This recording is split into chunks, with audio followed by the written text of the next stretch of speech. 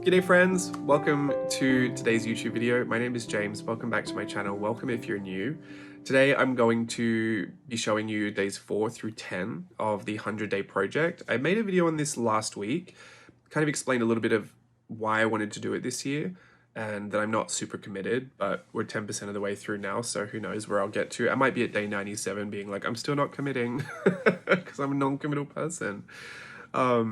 But I just wanted to throw myself into another creative endeavor just so that I don't feel like let's just go back to the start just so I feel like I'm not losing anybody here. I'm also feeling a little weird today, so if the energy you're picking up on is a little different, it is absolutely. I've been very sensitive this past week and just feeling very just very overwhelmed by a lot.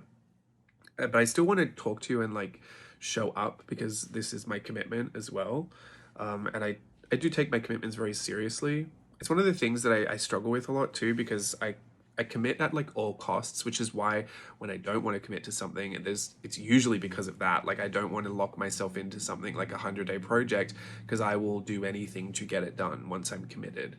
But a lot of the times I will overextend myself and commit to so many things and then I'll just get overwhelmed and then I'll be right at the end of it. I'll have finished everything and I will have met all my deadlines and I'll have done everything and I'll be like, great, I did it. But I'm absolutely exhausted. I am like, I could have chosen not to do half those things and like the world would have kept turning. But yeah, I have a problem right now specifically that I just really don't know what to do with. I'm not asking you to weigh in on it, but like in all honesty, I just feel a little lost again just because my season of dancing came to an end. Like nothing bad happened. It was absolutely everything I wanted. I waited 7 years and I was so happy, but it only lasts through a season. Like you're contracted through to the end date, and then once the end date comes, if you don't have something else to go and do, you're just kind of stopped. And so I did Christmas and then I did this little like 100th anniversary event, and now that's it. That's all I had on my docket, and I just feel very like I mean, in all honesty, I'm just struggling. Like I'm just struggling with a lot of feelings of like, oh no, like it's gone again. And it's only been a week, and I'm not going to get emotional about it because obviously I've been way too emotional on Patreon about it. Oh, I have some Patreon news as well, so I'll get to that in a second. But throwing myself into the 100-day project is supposed to be a bit of a distraction from all of that, which ironically now I'm talking about it, so I'm not really distracting myself at all. But yeah, it's just been a hard week. It's been a lot. So sorry about the lower energy. Maybe some people like this. I don't know. It's nothing bad. Like nothing bad happened. I am positively looking forward to and hopefully and optimistically looking forward to whenever my next opportunity to perform is. And there are auditions possibly coming up. Like who knows?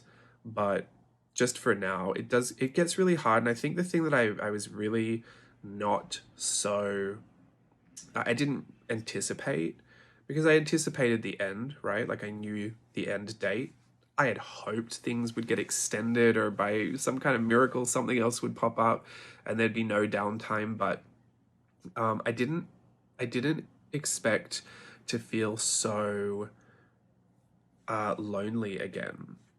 Because this job, even though I interact with a lot of people and I'm doing live like guest teaching right now at Art Drilling the Magic, so I do get opportunities to actually interact with people, and I could turn my live camera on Instagram whenever I wanted to talk to people. The reality is I do spend most of my day alone, and Steve's at work, and then when he comes home, like he does his work, but my family live in Australia. We don't really live close to Steve's family. Um, I have friends here, but like they've got busy lives, they've got jobs too. I guess all of that to say, I don't socialize a ton in real life. And over Christmas and over this past, like, 3, 4 months, 4 months, let's say 4 or 5 months, I had that social interaction element kind of like thrust back into my life. And it just felt really lonely, like this past week, not having that, like not going to work and seeing all these people and even just passing by all these people every day and then going to put your makeup on, going to do your warm-ups and going to do your performances and all that time that's completely devoted to being with each other. It just Like I really, really miss that. Obviously I miss the dancing. I always miss the dancing. I always miss the performing. But I really do miss that social interaction. And as much as I do appreciate what I can get online, I think everybody knows that there is just something about being face to face with someone in person, and the downtime and the quiet that you can have with someone, just putting your makeup on next to them before you go out to perform. Like, I don't know if you know what that's like, but it's that element that I really, really miss, just being in the presence of others like that. And we're all working together at something. Because I can do it, I can go to a cafe and be around strangers, but yeah, I mean, being around my friends like that every day, it felt very familiar because that's what it felt like to be on contract. And I really, really, really miss that. So it's been a little bit of a weird week for me. I have enjoyed the 100-day project. I do enjoy that it's an extra, 15 minutes per day, sometimes 40 minutes per day, distraction from those feelings and thoughts. But those emotions always, they pop up. And so you deal with them when they come. I'm not like toxically positive about what I think is going to happen next. And I'm not trying to even avoid how I feel about everything. I think it's totally healthy to feel sad when you're sad, or to feel frustrated when you're frustrated. Like, I think those are normal things.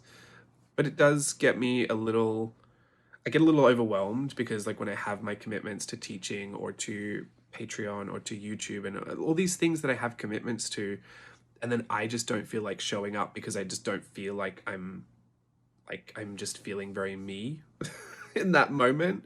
Sometimes that can be really hard. But I do have things that I do to mitigate all of these feelings coming out when they're not supposed to. Like, I'll put on Kath and Kim and I'll just laugh through that for 20 minutes before I come to a voiceover.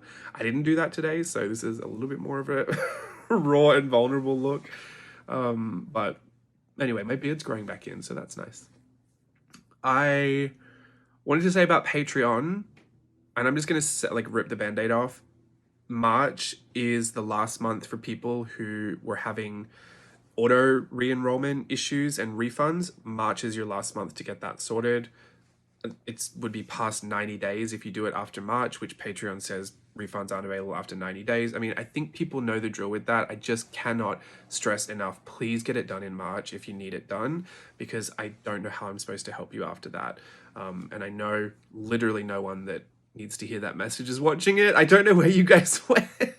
There's just a whole bunch of you that used to be subscribed and do art journaling that just are nowhere to be found anymore. So I don't really know how to get the message out there. But if you need that refund, please contact me ASAP, if not before, in March, because at the end of March, I'll be closing this down again like I do every other time. And if I open back up again a Patreon, like Playtest 4, then they'll get re-enrolled again. Like, I don't even know what to do at this point.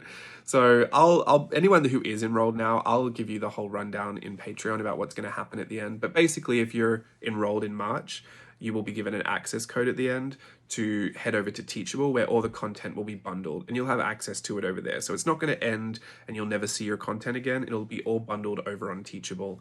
And that way other people in the future can purchase it and experience the content as well. Just like we have the old bundles over there on Teachable from 2018 and 2019, playtest 1 and 2, those are over there as well.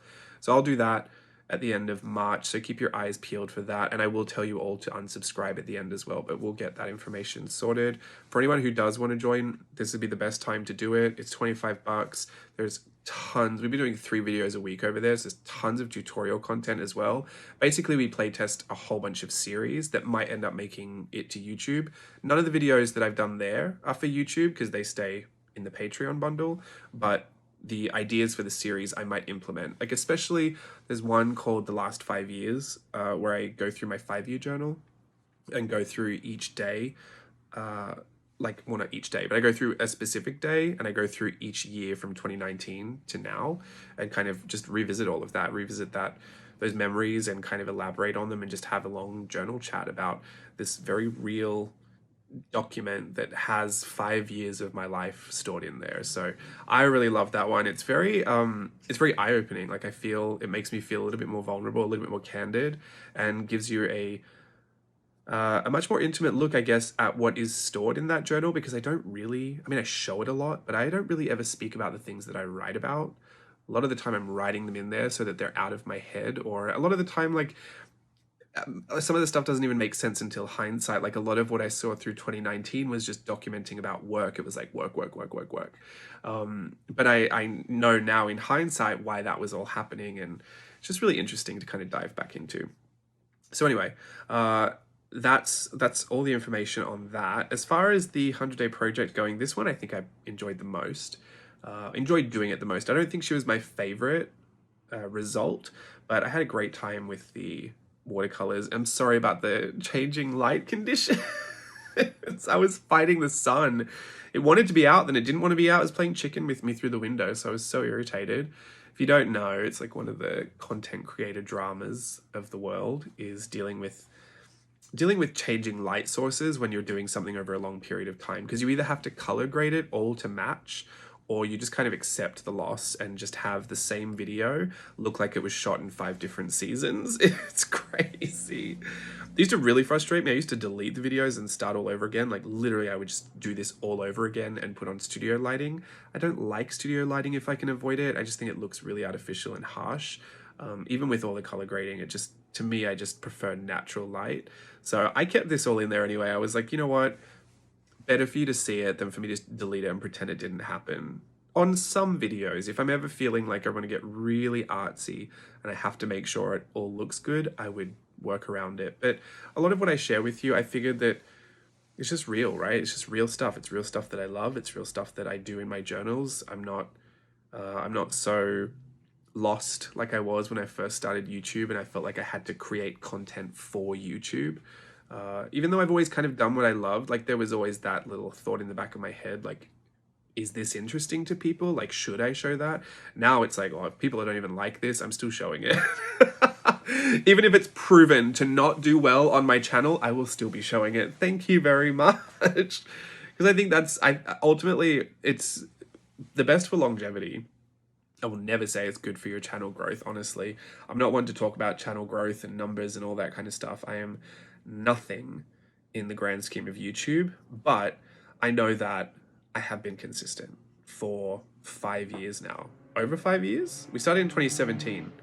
18, 19, 20, 21, 22, 23. Yeah, about 6 years I have been uploading to this space. And I mean, obviously you go through times where you're like, maybe I could take a break, but I have never wanted to leave it. I've never wanted to quit it. And I think that is just really down to the fact that it's always been what I wanted to do. Like I've always been sharing things that I've wanted to do.